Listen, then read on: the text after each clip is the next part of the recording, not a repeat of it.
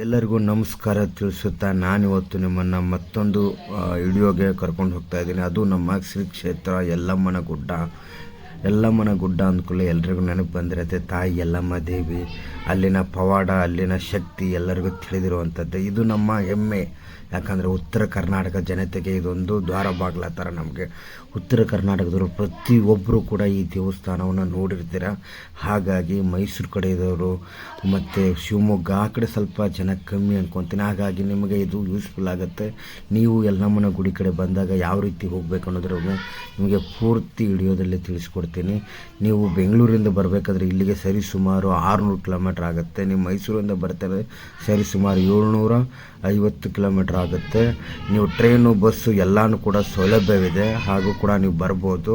ಹಾಗೆ ನಾನು ಮುಂದೆ ಯಲ್ಲಮ್ಮನ ದೇವಸ್ಥಾನಕ್ಕೆ ದರ್ಶನ ಮಾಡೋಣ ಅಂತ ಮುಂದೆ ಬಂದಿದ್ದೀನಿ. ಇವಾಗ ದರ್ಶನ ಸ್ಟಾರ್ಟ್ ಆಯಿತು. ಕ್ಯೂವಲ್ಲಿ ನಿಂತಿದ್ದೀನಿ. ನೋಡಿ ಜನಸಾಗರ ಯಾವ ಲೆವೆಲಿಗೆ ಜನ ಬಂದಿದೆ ಅಂದರೆ ಹೇಳೋಕ್ಕಾಗಲ್ಲ. ಇದು ನಾನು ಹೋಗಿರೋದು ವೀಕ್ ಡೇಸಲ್ಲಿ, ಅಷ್ಟು ರಶ್ ಆಗಿರಲಿಲ್ಲ. ಆದರೆ ಇಲ್ಲಿ ಸಿಕ್ಕಾಪಟ್ಟೆ ರಶ್ ಇರುತ್ತೆ. ಆ ಲೆವೆಲ್ಗೆ ಜನಸಾಗರ ತುಂಬಿರುತ್ತೆ. ನಾನು ಇಷ್ಟು ವರ್ಷ ನನಗೆ ಗೊತ್ತಿಷ್ಟು ಏನೇ ಇಲ್ಲ ಅಂದರೂ 26 ಏಜು ಇವತ್ತವರೆಗೂ ನಾನು ಯಲ್ಲಮ್ಮನ ದರ್ಶನ ಅಂದರೆ ಹೊರಗಡೆ ಹೋಗಿ ಬರ್ತಿದ್ದೀವಿ, ಕಳಸ ನೋಡ್ತೀವಿ, ಹಾಗಾಗಿ ಬರ್ತಿದ್ವಿ. ಎಷ್ಟೋ ಜನ ಉತ್ತರ ಕರ್ನಾಟಕದಲ್ಲಿ ಒಳಗಡೆ ಗುಡಿ ದರ್ಶನವೇ ಆಗಿಲ್ಲ. ಯಾಕಂದರೆ ಅಷ್ಟು ರಶ್ ಆಗಿರುತ್ತೆ. ನಾವು ಯಾವತ್ತೂ ನೋಡೇ ಇಲ್ಲ ಅದನ್ನು.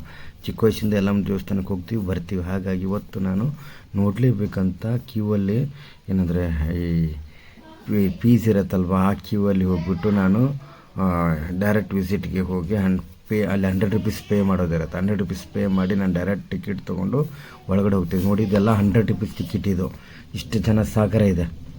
ಇವಾಗ ಒಳಗಡೆ ಹೋಗ್ತಾ ಇದ್ವಿ. ಒಳಗಡೆ ಮಾತ್ರ ಫೆಸಿಲಿಟಿ ಏನಂದರೆ ನೀರಿನ ವ್ಯವಸ್ಥೆ ಇದೆಲ್ಲನೂ ಕೂಡ ಚೆನ್ನಾಗಿದೆ. ಗುಡಿ ತುಂಬ ಕ್ಲೀನಾಗಿದೆ. ಯಾಕಂದರೆ ಏನು ಕಸ ಕಡ್ಡಿ ಅಲ್ಲಿ ಏನೂ ಇಲ್ಲ ಬಿಡಿ. ಇವಾಗ ತುಂಬ ಚೆನ್ನಾಗಿ ದೇವಸ್ಥಾನ ರೂಪಿಸಿದ್ದಾರೆ. ತುಂಬ ಚೆನ್ನಾಗಿದೆ. ಒಳಗಡೆ ದರ್ಶನ ಮಾಡೋಕೆ ಕ್ಯೂವಲ್ಲಿ ನಿಂತಿದ್ದೀವಿ. ನೋಡಿ ಇಷ್ಟು ಜನ ಇದ್ದಾರೆ.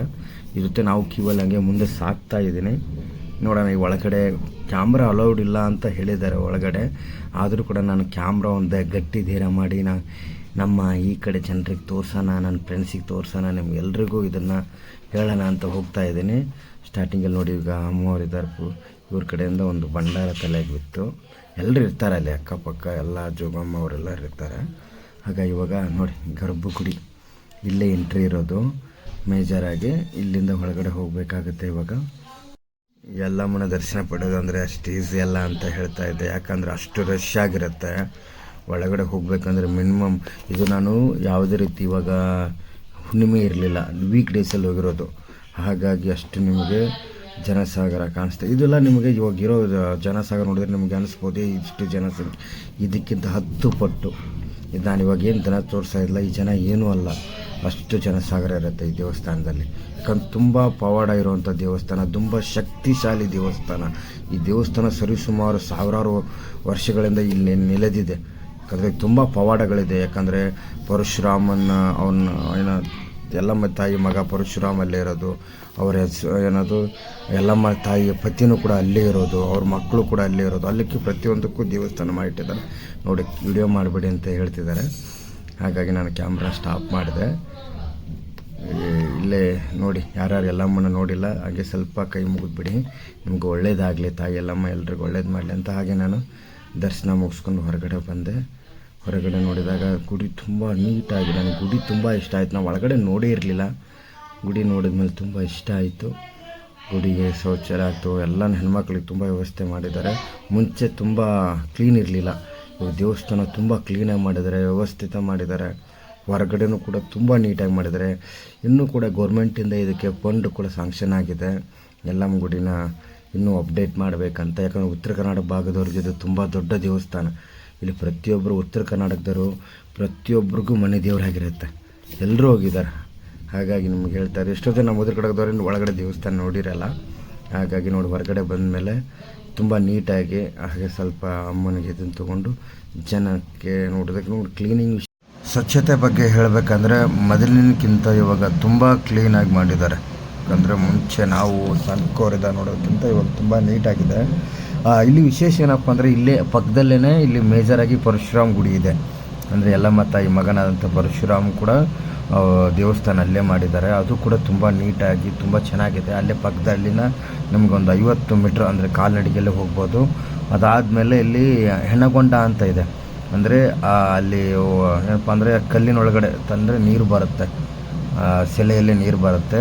ಅದನ್ನು ತಗೊಂಡು ಹೋಗಿ ಮನೆಯಲ್ಲಿ ಏನು ಮಾಡ್ತಾರೆ, ಪೂಜೆ ಮಾಡ್ತಾರೆ. ಅಂದರೆ ಮನೆಯಲ್ಲಿ ದುಷ್ಟ ಶಕ್ತಿಗಳು ಇರುತ್ತಲ್ವ, ಅದೆಲ್ಲದೂ ಕೂಡ ಒಂದು ಪಾಸಿಟಿವ್ನೆಸ್ಗೆ ಜನರಿಗೆ ಅದೊಂಥರ ಆ ಹೊಂಡದಲ್ಲಿ ನೀರು ತೊಗೊಂಡು ಹೋಗಿ ಮನೆ ತುಂಬ ಚಿಮ್ಮಿಸೋದು, ಅದನ್ನು ವರ್ಷಾಂತರವರೆಗೂ ಕಾಯ್ದಿರಿಸೋದು ಎಲ್ಲ ಮಾಡ್ತಾರೆ. ಇದನ್ನ ಏನು ಹೇಳಿದ್ನಲ್ವ, ಅದು ಹೆಣಗೊಂಡ ಅಂತ ಇದೆ. ಅದು ಅಲ್ಲಿ ಮಳೆಗಾಲ ಅಷ್ಟೇ ಅಲ್ಲ, ಬೇಸಿಗೆ ಕಾಲದಲ್ಲೂ ಕೂಡ ಅಲ್ಲಿ ನೀರು ಬರ್ತಾ ಇರ್ತಾ ಇಲ್ಲಿ ಅಲ್ಲಿ ನೋಡಿ ನೀರು ಚಿಮ್ತಾ ಇದ್ದಾರಲ್ವ, ಆ ನೀರೇನಾಗುತ್ತೆ ಎಲ್ಲರಿಗೂ ಅದು ಫ್ರೆಶ್ ಆಗಲಿ ಅಂತಲೇ ಅದು. ನಾನು ಕೂಡ 2 ಬಾಟ್ಲಿ ತೊಗೊಂಡು ಹೋಗ್ತಾ ಇದ್ದೀನಿ, ಯಾಕಂದರೆ ನಮ್ಮ ಮನೇಲಿ ತೊಗೊಂಬ ಅಂತೇಳಿದೆ. ಯಾಕಂದ್ರೆ ನಮ್ಮ ಮನೇಲಿ ಕೂಡ ಇವಾಗ ಇಲ್ಲೇನು ನಾನು ಪಾಲ್ಗೆ ತೊಳಕ್ಕೆ ಬಂದಿದ್ದೀನಿ, ಅಂದರೆ ಎಲ್ಲಮ್ಗೇನು ಪೂಜೆ ಮಾಡಿಸಿ ಪಾಲ್ಗೆ ತೊಳ್ತೀನಿ ಜೋಗೊಂಬಂದು, ಆ ಪಾಲ್ಗೆ ತೊಗೊಂಡು ನಮ್ಮ ಮನೆಗೆ ಹೋಗ್ತೀನಿ.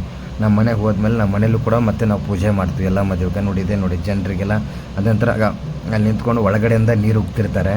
ಅದು ನೀರನ್ನ ಬೀಳ್ಸ್ಕೊಬೇಕು. ನಮ್ಮ ತಾಯಿ ಹೇಳಿದ್ದು ನನಗೆ, ಅಲ್ಲಿ ಹೋದಾಗ ನೀರು ಚಿಮ್ಮಿಸ್ಕೊಂಡು ಬಾಪ ಅಂತೇಳಿ. ಹಾಗಾಗಿ ಅದಾಯಿತು ನೋಡಿ. ಲಾಸ್ಟಲ್ಲಿ ನಾವು ಹೊರಗಡೆ ಬಂದೆ. ಹೊರಗಡೆ ಬಂದ ಮೇಲೂ ಕೂಡ ನೋಡಿ ಇಷ್ಟು ಡೆವಲಪ್ಮೆಂಟ್ ಆಗ್ತಿದೆ ಅಂತ.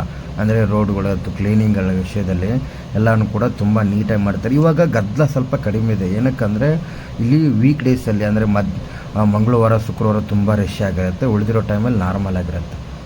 ಯಾರ್ಯಾರು ಬೇರೆ ಜಿಲ್ಲೆಯಿಂದ ಇಲ್ಲಿಗೆ ತಾಯಿ ದರ್ಶನಕ್ಕೆ ಬರೋರಿಗೆ ಸ್ವಲ್ಪ ನಾನು ಹೇಳೋದೇನೆಂದರೆ, ಇಲ್ಲಿ ವೀಕ್ ಡೇಸ್ ಅಂದರೆ ಮಂಗಳವಾರ ಶುಕ್ರವಾರ ಹುಣ್ಣಿಮೆ ದಿನ ಸ್ವಲ್ಪ ಜಾಸ್ತಿ ಜನ ಇರ್ತಾರೆ, ನೂಕುನುಗ್ಗಲ ಇರುತ್ತೆ. ಸ್ವಲ್ಪ ಹುಷಾರಾಗಿ ಬನ್ನಿ. ಈ ಬುಧವಾರ, ಸಂಡೇ, ಸ್ಯಾಟರ್ಡೆ ಈ ಥರ ದಿನದಲ್ಲಿ ಅಷ್ಟೊಂದು ರಶ್ ಆಗಿರಲ್ಲ. ನೀವು ಆರಾಮಾಗಿ ಬಂದು ದರ್ಶನ ಮಾಡ್ಬೋದು. ಆ ತಾಯಿ ಯಲ್ಲಮ್ಮ ದೇವಿ ನಿಮಗೆಲ್ರಿಗೂ ಒಳ್ಳೇದು ಮಾಡಲಿ ಅಂತ ನಾನು ಕೂಡ ಈ ಮೂಲಕ ಎಲ್ರಿಗೂ ಕೂಡ ಬೇಡ್ಕೊಳ್ತಾ ಇದ್ದೀನಿ.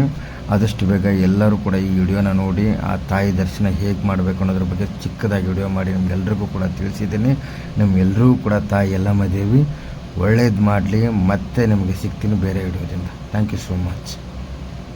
ಯಲ್ಲಮ್ಮನ ಗುಡ್ಡದಿಂದ ಸೀದಾ ನಮ್ಮ ಮನೆಗೆ ಮರಳಿ ನಾನು ಊರಿಗೆ ಬಂದ್ಬಿಟ್ಟು ನಮ್ಮ ಮನೇಲೂ ಕೂಡ ಪೂಜೆ ಮಾಡಬೇಕು. 5 ಜನ ಜೋಗಮ್ಮಂದ್ರನ್ನ ಕರೆಸ್ಬಿಟ್ಟು ಪೂಜೆ ಮಾಡಿಸ್ಬೇಕಾಗಿರುತ್ತೆ. ಹಾಗಾಗಿ ಫೈನಲ್ ಆಗಿ ನಮ್ಮ ಮನೇಲಿ ಯಲ್ಲಮ್ಮ ದೇವಿದು ಪಾಲ್ಕಿದು ಪೂಜೆ ಮಾಡಿಸ್ತಾ ಇದ್ದರು. ಇವತ್ತಾಗಿತ್ತು. ಈ ಥರ ವಿಡಿಯೋಗಳಿಗೆ ವಿಡಿಯೋನ ಇನ್ನೂ ಮಾಡಬೇಕಂದ್ರೆ ನೀವುಗಳು ಕರೆಕ್ಟಾಗಿ ನನಗೆ ಸಪೋರ್ಟ್ ಮಾಡಿದ್ರೆ ಇನ್ನೂ ಹೆಚ್ಚಾಗಿ ವಿಡಿಯೋ ಮಾಡ್ತೀನಿ. Thank you so much. Ya